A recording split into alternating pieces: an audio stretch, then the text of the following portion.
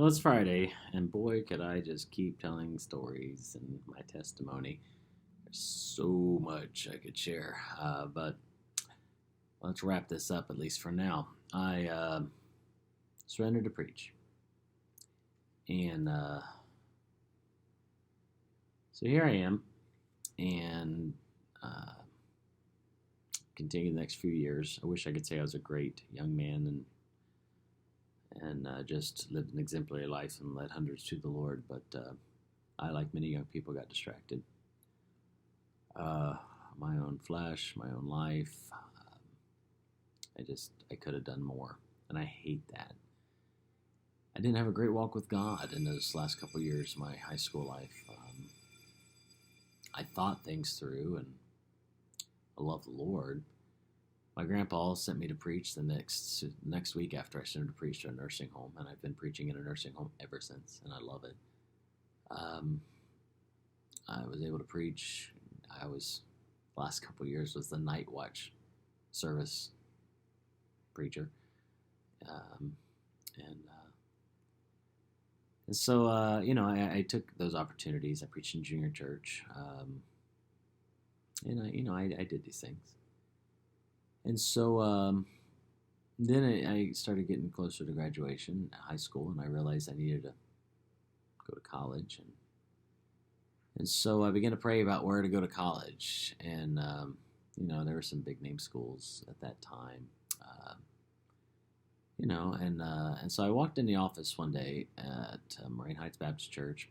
Dad, grandpa, uncle, pastors there, and I walked in, and on the counter was this brochure for Fairhaven Baptist College, and so I looked at that, and I picked it up and looked at it, and it was as if the Lord said, "There it is." Now, I had never heard of the place. I didn't know where it was, didn't know what it was, which was probably a good thing. But I had no clue, and so I held on to it and looked at it, and boy, God just kept bringing it to my thoughts. I would pray about people. Of course, they always start asking when you're a senior, what are you going to do? Where are you going to go?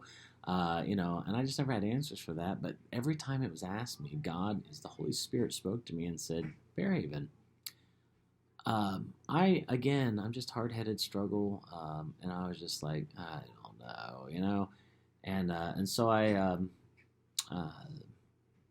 prayed about it, but I held on to that silly brochure, and so I have it in my hand. I'm living my life. And I'll never forget this. On a Sunday afternoon, I go to a nursing home, and Brother Johnson was in charge of the nursing home service, and I would go and preach every few weeks there on Sunday afternoons at like 2 or 3 o'clock. So I went to this, I was in Kettering, Ohio. I went to the nursing home, got there, but the Johnsons didn't show up. You're way before cell phones and way before even pagers, and they didn't show up.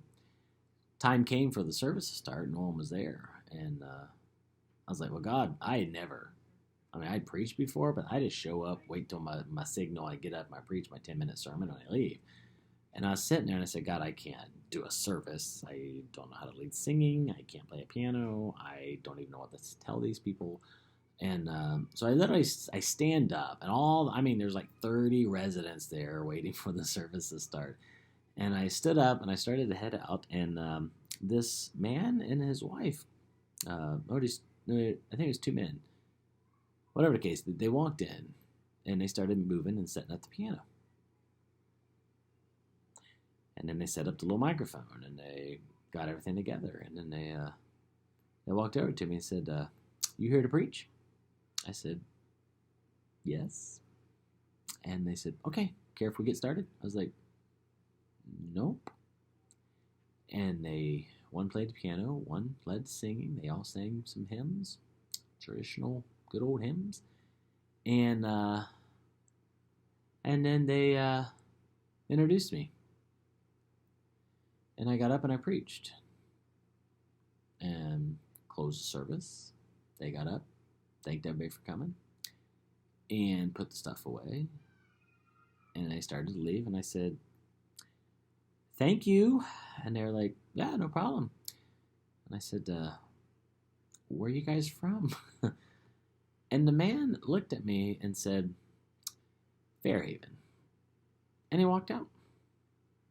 No, that's the weirdest story. And you probably think, nah, I'm a weirdo. But that's what happened. And I don't know where they were from.